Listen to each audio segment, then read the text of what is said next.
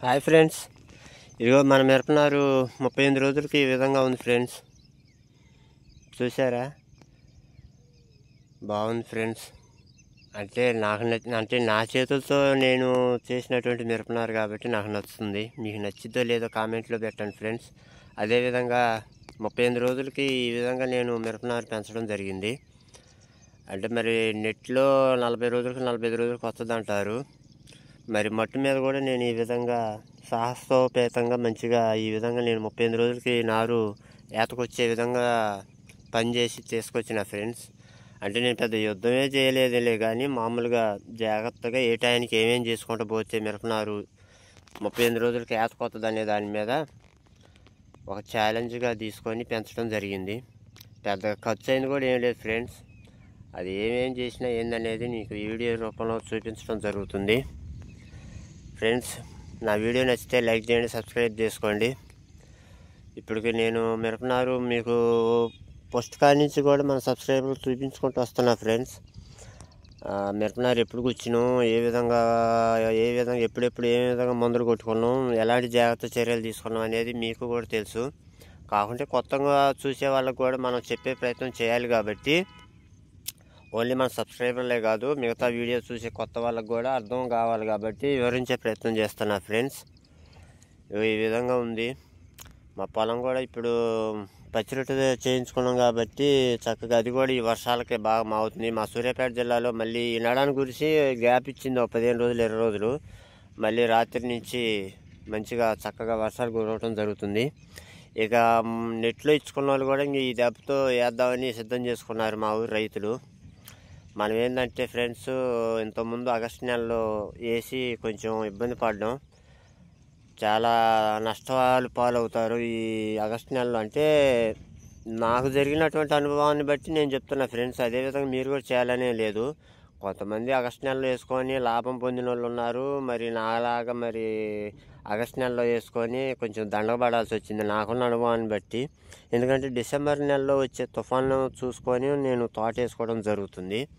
ప్రతి సంవత్సరం కూడా నేను డిసెంబర్ నెలలో వేసి కొంచెం ఇబ్బంది పడ్డా. తాలుగాలు అవుతాయి, ఎందుకంటే వెనకాసికి డిసెంబర్ నెలలో తుఫాన్లు తగులుతాయి మనకి.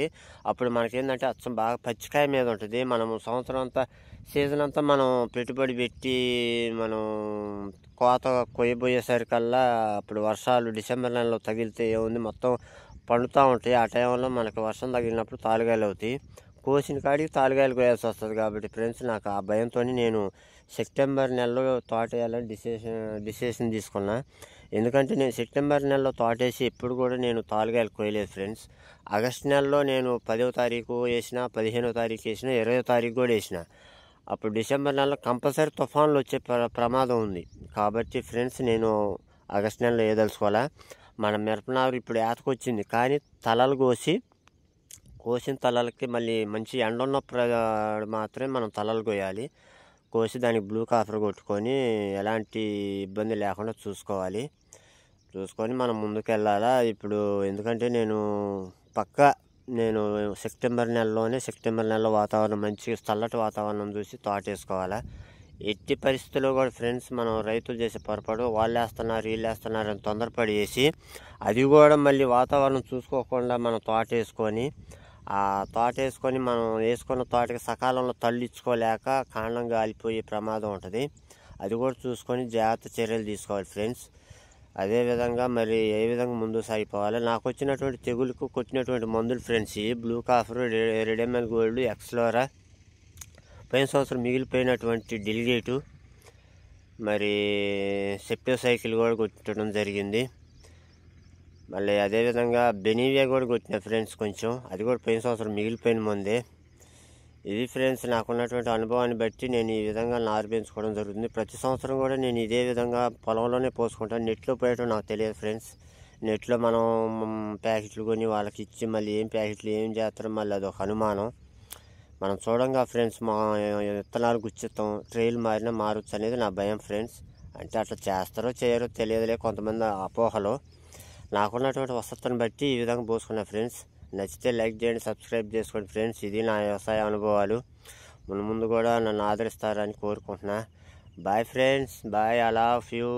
Thank you.